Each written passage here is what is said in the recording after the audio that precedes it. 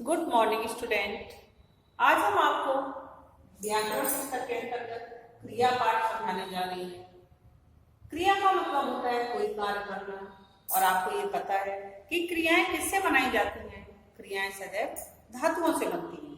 तो इसलिए आज हम आपको धातुओं के बारे में बताना चाहेंगे कि धातुओं से किस तरह से क्रियाएं बनाई जाती हैं। संस्कृत में भी आपने पढ़ा होगा कि पहले आपको धातु रूप याद करने पड़ते हैं, और जब वो आपको याद होते हैं तभी आप आगे क्रिया बना पाते हैं। जिन शब्दों से किसी काम के करने अथवा होने का बोध होता है उसे क्रिया कहते हैं। कोई काम कैसे किया गया है, किस तरह से किया गया है, उसी की तरह से क्रिया का बोध होता है कि क्रिया किस तरह की है। मैं 8वीं कक्षा में पढ़ता हूँ। आज मैं स्कूल से घर आ रहा हूँ। पढ़ता हूँ, ये भी क्रिया हो गई। स्कूल से घर आ रहा हूँ, ये भी क्रिया हो गई। तो इस तरह से क्रियाएं अर्थात कर्ता जिस कार्य को कर रहा होता है उसमें जिन शब्दों के द्वारा उसका बोध होता है वो क्रियाएं कहलाती है। और क्रियाएं धातुओं से बनती हैं। जैसे लिख धातु है, उससे लिखता, लिखूंगा, लिखा, लिखना, लिखो, लिखिए, लिखेगा। इस तरह से बहुत सारी क्रियाएं बनाई जा सकती हैं। यदि लिख धातु है तो उससे बहुत सारी क्रियाएं बनाई जाती हैं।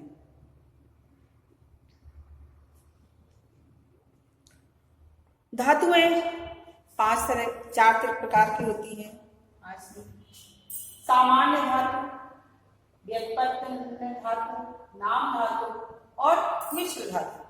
सामान्य धातु में जिसमें जैसे लिख लिखा हुआ है, लिख धातु है और उसमें ना प्रत्यय लगा दिया तो लिखना, ना प्रत्यय लगाने पर लिखना क्रिया होगी। तो इस तरह से यदि हम सामान्य क्रिया वाले बात को कहेंगे, सामान्य क्रिया है उसमें पढ़ से पढ़ना, लिख से लिखना, जा से जाना, सो से सोना। इस तरह से यदि हम प्रत्यय लगा देते हैं उसके आगे तो वो सामान्य क्रिया वाले वाक्य हो गए, सामान्य धातु हो गए।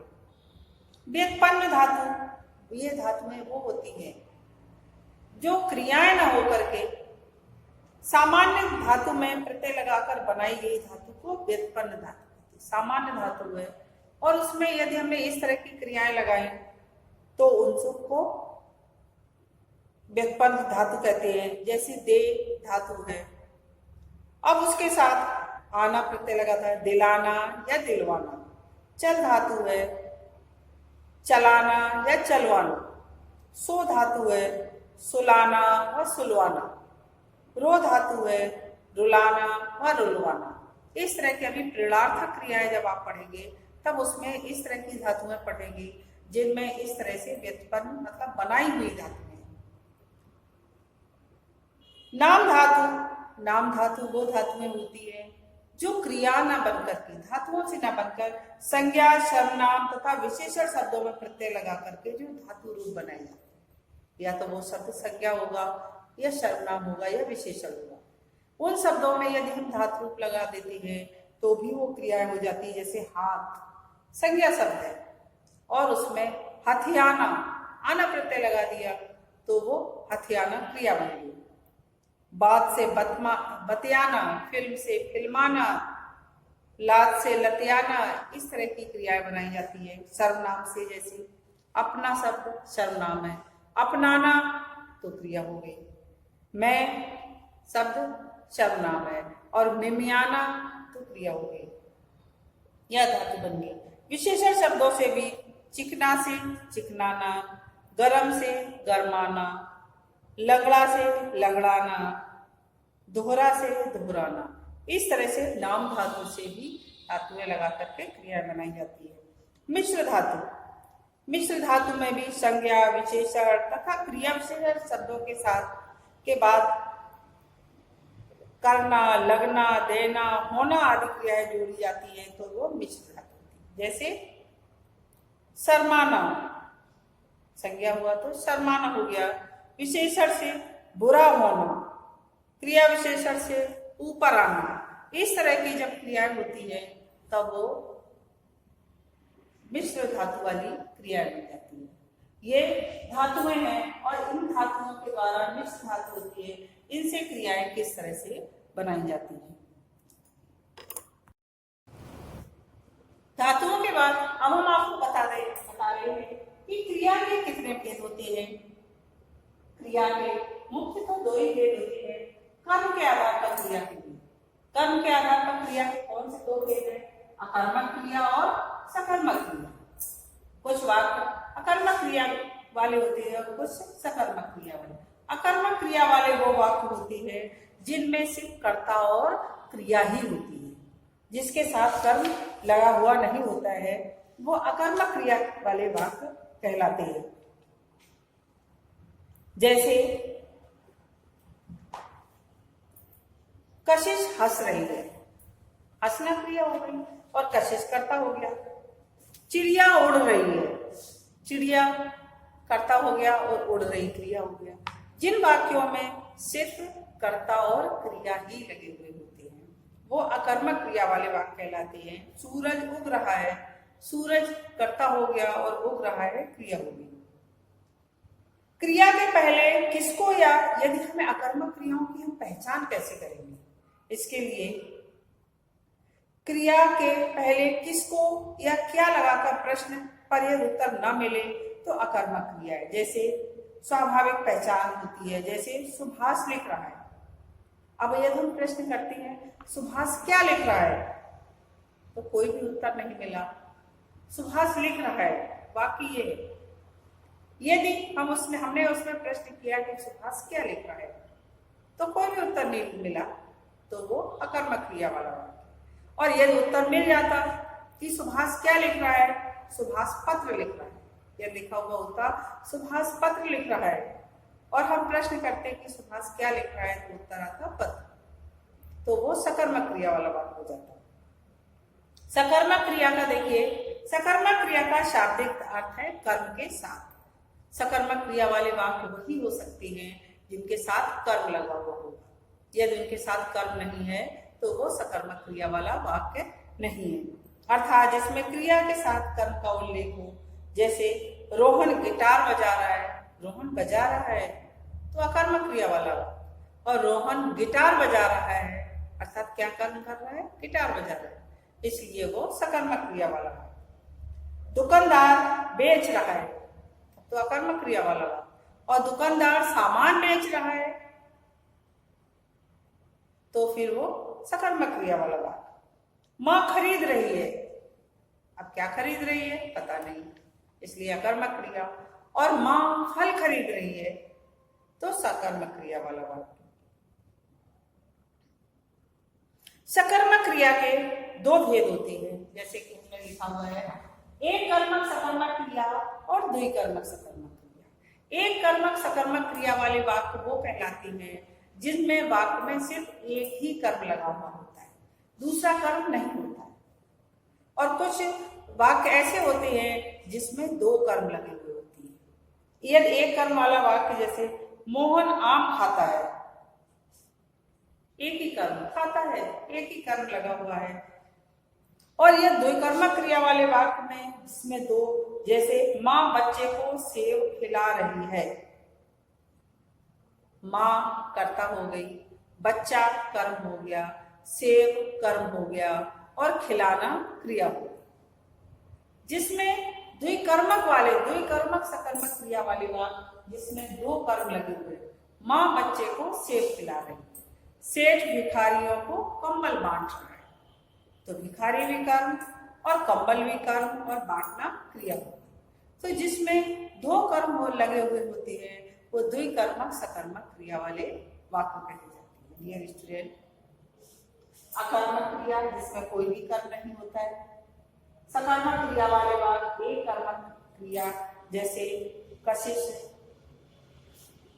अर्थात जैसे मोहन आम खाता है, एक कर्म है, मोहन क्या कर रहा है, आम खा रहा है।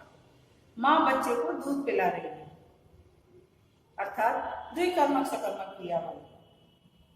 दादाजी पक्षियों को दाना दे रहे हैं, दादाजी कर्ता पक्षियों को कर्म और दाना कर्म और दे रहे हैं क्रिया। इस तरह से रचना कर्म के आधार पर वाक्य क्रिया के दो भेद और रचना के आधार पर वाक्य के अनेक भेद।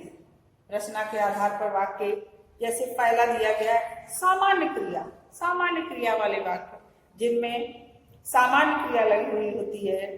जिस वाक्य में एक ही क्रिया पद का प्रयोग किया जाए उसे सामान्य क्रिया वाले वाक्य, जैसे मोनू ने दुकान खोली, सामान्य क्रिया। रमा सेव लाई, सामान्य क्रिया वाला वाक्य। प्रेरणार्थक क्रिया, प्रेरणा लेना, जैसे हमने आपको धातुओं में बताया था, नाम धातु। प्रेरणार्थक क्रिया जिसमें किसी भी तरह की प्रेरणा देना। प्रेरणार्थक क्रिया में दो भेद होते हैं, प्रथम प्रेरणार्थक क्रिया और द्वितीय प्रेरणार्थक क्रिया। प्रथम प्रेरणार्थक क्रिया, गुरु जी ने छात्रों को पढ़ाया, पढ़ाने का मतलब प्रेरणा देना। गुरु जी ने छात्रों को पढ़ाया, प्रथम प्रेरणार्थक क्रिया, पढ़ाना प्रथम प्रेरणार्थक क्रिया। और गुरु जी ने छात्रों से पढ़वाया तो द्वितीय प्रेरणार्थक क्रिया। यदि गुरु जी ने छात्रों से पढ़वाया तब वो द्वितीय प्रेरणार्थक क्रिया, और गुरु जी ने छात्रों को पढ़ाया अर्थात प्रेरणा दी गुरु जी ने, तो वो प्रथम प्रेरणार्थक क्रिया होगी। नेक्स्ट क्रिया क्या है? संयुक्त क्रिया। संयुक्त क्रिया का मतलब होता है कि जिस क्रिया में एक से ज्यादा क्रिया लगी हुई, जिसमें एक से अधिक क्रिया देखे वाले वाक्य होते हैं वो संयुक्त क्रिया वाले वाक्य कहलाते हैं। जैसे सामान्य क्रिया वाला वाक्य था, मोनू ने दुकान खोली, और यदि संयुक्त क्रिया वाला वाक्य होता वही, तो मोनू दुकान खोल रहा है, अर्थात एक से ज्यादा क्रियाएं लगी हुई है उसमें। जैसे रमेश पढ़ रहा है, इस तरह की क्रियाएं होती हैं वो संयुक्त क्रिया वाले वाक्य कहे जाते हैं। उनमें एक से अधिक क्रियाएं होती हैं वो संयुक्त क्रिया वाले वाक्य कहलाते हैं। दूसरा है नाम धातु क्रिया। जैसे हमने आपको बताया था नाम धातु क्रिया, जो क्रियाएं संज्ञा सर्वनाम और विशेषण में धातुएं लगा करके बनाई जाती हैं वो कहलाती है नाम धातु क्रिया, अर्थात जिसको बनाया जाता है। जैसे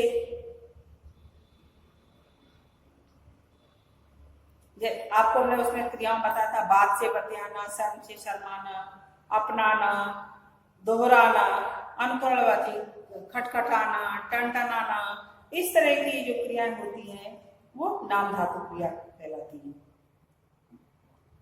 रवि दीवार रंगने लगा, रंग क्रिया नहीं है पर रंगना क्रिया है। तो इस तरह से जो शब्द संज्ञा सर्वनाम और विशेषण शब्दों के साथ कुछ धातुएं लगा दी जाती हैं और ये दो क्रियाएं बनती हैं तो वो नाम धातु क्रिया कहलाती है। पूर्वकालिक क्रिया, पूर्वकालिक क्रिया का मतलब होता है क्रिया से भी पहले जो क्रिया लगी हुई है उसे पूर्वकालिक क्रिया कहते हैं। क्रिया से भी पहले जो क्रिया हो वो पूर्वकालिक क्रिया कहलाती है। वह क्रिया जिसका पूरा होना दूसरी क्रिया पर निर्भर होता है वह पूर्वकालिक क्रिया कहलाती है। जैसे मैं खाकर स्कूल गया, मैं सोकर उठा, खाकर और सोकर क्या हुआ? पूर्वकालिक क्रिया। उठना क्रिया है मुख्य और गया क्रिया है मुख्य। क्रिया से भी जो पहले क्रिया लगाई जाती है जो अपने आप में पूर्ण नहीं है, यदि मुख्य क्रिया न लगी हो तो वाक्य स्पष्ट नहीं होगा, उसे कहते हैं पूर्वकालिक क्रिया। कृदांत क्रिया, कृदांत क्रिया का मतलब वही हमने अपने धातुओं के साथ जो क्रियाएं लगी है, चल से चलता, पढ़ से पढ़ता, दौड़ से दौड़ा या दौड़ता, इस तरह की क्रियाएं होती हैं। दूसरा हमने दिया रंजक क्रिया। रंजक क्रिया कहते हैं जब कोई क्रिया मुख्य क्रिया के साथ जुड़कर मुख्य क्रिया को और अधिक प्रभावशाली बना देती है तब वह रंजक क्रिया कहलाती है। जैसे मोहन घूमने चलो, घूमना क्रिया हो गई, मोहन करता हो गया, फिर ये चलो शब्द क्या है? रंजक क्रिया, अर्थात मुख्य क्रिया को प्रभावशाली बनाने के लिए। मोहन घूमने चलो, या फिर सौम्या स्कूल से लौट आई। लौटना क्रिया हो गई और आई क्यों लगाया? रंजक क्रिया, उसे रंजक क्रिया वाले वाक्य कहा जाता है जो मुख्य क्रिया को प्रभावशाली बनाती है। एक और हम आपको समझाई दे रहे हैं अपूर्ण क्रिया वाले वाक्य।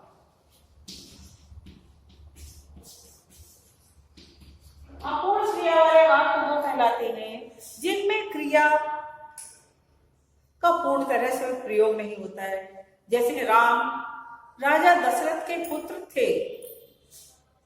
अब इसमें क्रिया क्या लगी हुई? ओनली थे। पुत्र का प्रयोग भी क्रिया की तरह किया गया है। राम राजा दशरथ के पुत्र थे। तो इस तरह की वो अपूर्ण क्रिया वाले वाक्य होते हैं जिसमें है, थे, इसी तरह के अकेले शब्द लगे हुए होते हैं क्रिया के रूप में, वो अपूर्ण क्रिया वाले वाक्य कहलाते हैं। धन्यवाद।